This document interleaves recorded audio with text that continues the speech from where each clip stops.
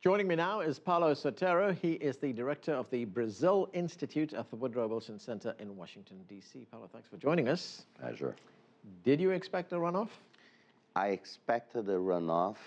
What I did not expect is that Aécio Neves, who will now face President Dilma Rousseff on October 26th, would finish in such a sort of strong position with such a momentum. Actually, this was not captured in polls that were conducted just before the race. They captured the movement of his ascension, but not the intensity. Okay, now we look to what happens in the runoff. Is Dilma Rousseff still the favorite to win the election? I think you have to consider her a favorite, but she's vulnerable.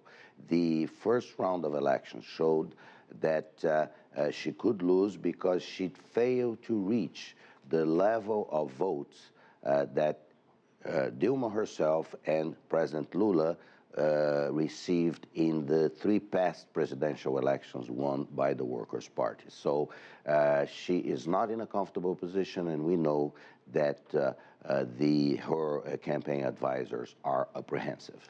How does the second round voting break down regionally in Brazil? Well, most of the north and northeast would tend to go to the PT.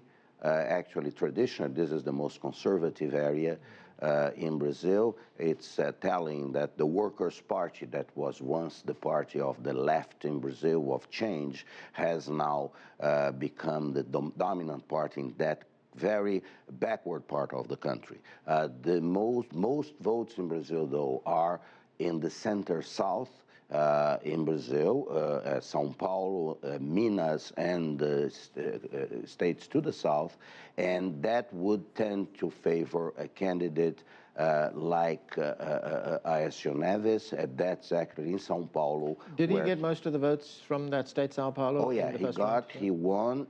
Actually, in São Paulo, the governor from his party was reelected very easily with 57%. The senator, former presidential candidate twice, José Serra, was elected senator also. And with Marina Silva, who came in third and has already indicated she will support Aécio Neves, he could make up to 70–75% of the vote in the state of São Paulo, which is the largest electoral college in Brazil. So if he has any chance of winning the presidency, he has to get what, more than 60%, more than 65% of the people who voted for her? He has to get close to two-thirds. Exit polls and polls conducted in the last week before the first round suggested that he will get about 60%. It's a matter now in this 2.5 weeks until the final vote to mobilize support of precisely that, chunk of voters that may come to his side. There was a lot of talk before the election of Rousseff's momentum in this election. Has it now waned off, petered off? Right now, she has a problem. I think because of the way she ended the first round, she lost momentum. She is vulnerable now. Aécio is a surging candidate, and as you know, those movements sometimes are essential in electoral campaign. We are going to have a very, very tough campaign with negative attacks galore. Each candidate will have much to do in terms to convince voters. Aécio Neves is a much better debater than Dilma Rousseff. They will face off in 4 national televised debates in the space of 10 days. The Workers' Party, though, has a very good political machine, has a very good story to tell about the inclusion of millions into the Brazilian middle class, although the caveat here is that that movement has come to an end because the Brazilian economy has done very poorly in the past 4 years and is now on the verge of a recession. But as you say, 4 debates in 10 days. Those debates are going to be crucial, aren't they? Yes, and they are going to be very intense. Here is where, you know, a mistake made by one or the other candidate could be crucial. I think also I am not going to be surprised if this verges on personal attacks. Actually, the Workers' Party has demonstrated its capacity to do this effectively against Marina Silva, who was a founding member of the Workers' Party. She was deconstructed, as they say now, by this very, very negative campaign. Now, Dilma faces now a experienced politician that has also a important political machine behind him. Right, let's look at the one issue that you talked about, the economy. Brazil's economy not growing as it was in the past. You have great social programs in Brazil, but it needs money to finance those programs. You need the growth, of course, to generate that kind of money. So who's got the plan here? Well, there is one thing going for President Dilma Rousseff, which is unemployment. Unemployment in Brazil is still low. But this is the only bright spot in an otherwise negative economic picture. As you mentioned, social programs that, by the way, started under Cardoso, the famous cash transfer programs, were expanded aggressively by President Lula. Those programs, though, they need an expanding economy, not only to continue, but to succeed, because the success of cash transfer programs is precisely that one day they will no longer be needed, because they will have lifted people to a point where the economy will pick them up. And that is the point of doubt in Brazil, in debate in Brazil right now. All right, you know, when you look at Neves and Dilma Rousseff, you know, we often talk about policies and the kind of policies that they're going to implement, but personality also plays a big importance, we know, in elections. Who's got the advantage here?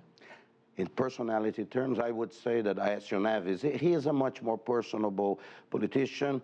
He is relatively young, at 54.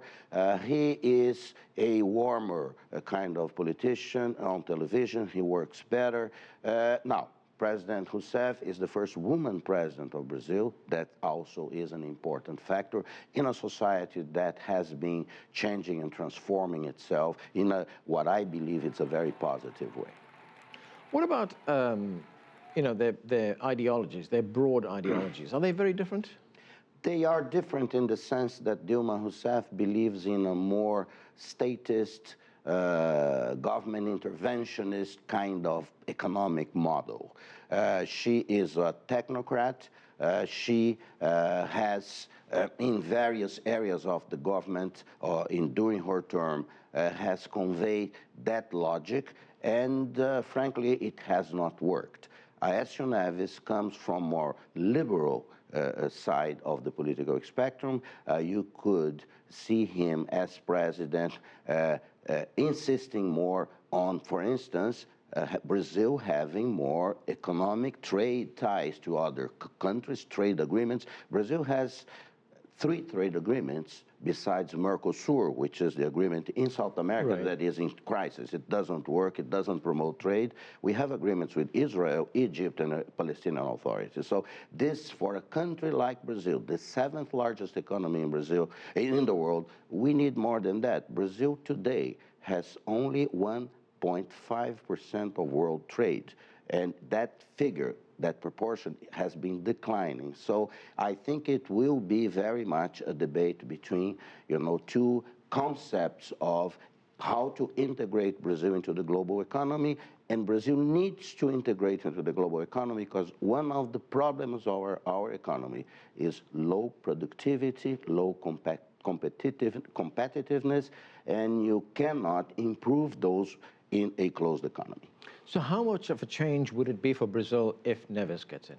I think it will be, first, the change of alternance in power. The Workers' Party has been in power for 12 years. I think there is a effect of people getting tired of always having the same people.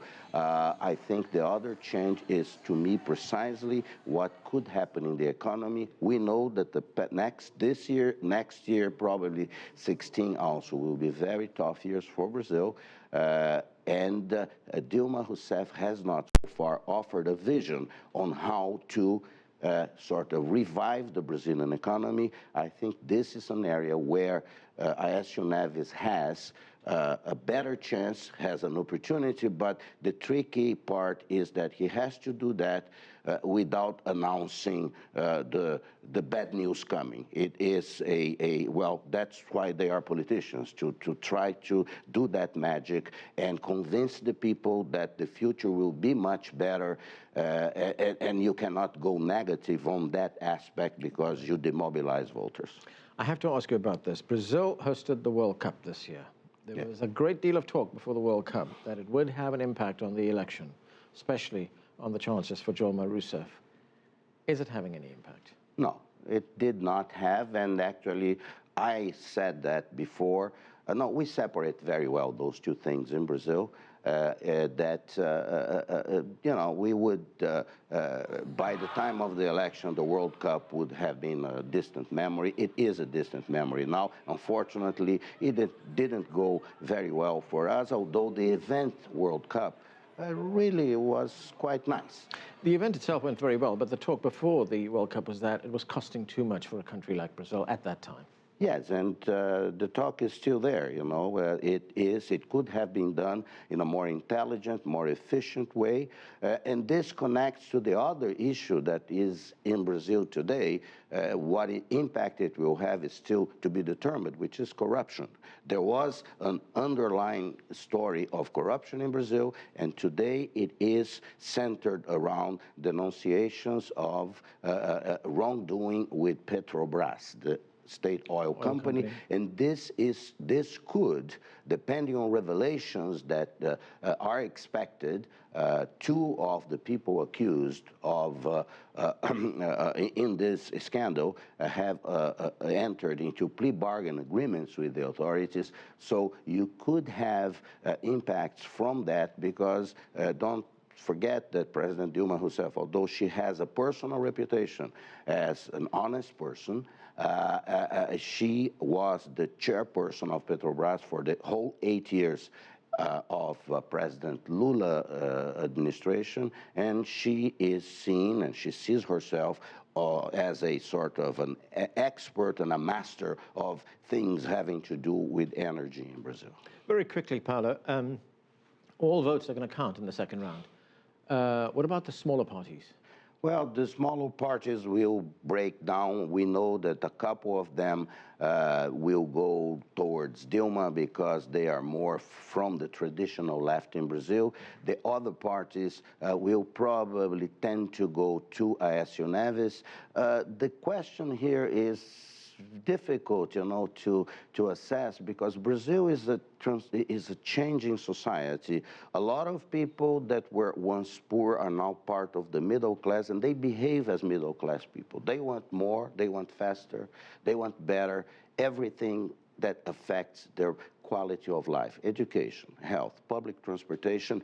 And middle class people, after they reach a certain point, they tend to behave more conservatively. So in that area, for those people, you know, they not be necessarily very grateful to the Workers' Party or to Dilma Rousseff, and say, you know, we are happy that we got this, but we need more, and they may think independently. This was actually the message that Marina Silva was trying to convey to people. It is a matter of the experts on campaign and the sort of the talent of each candidate to present a case to the Brazilian people. I would always tell people, do not presume that the Brazilians, because they are still mostly poor, that they are not smart. They know what their interest is, and they vote accordingly. Paulo Sotero, thank you for joining us, sir.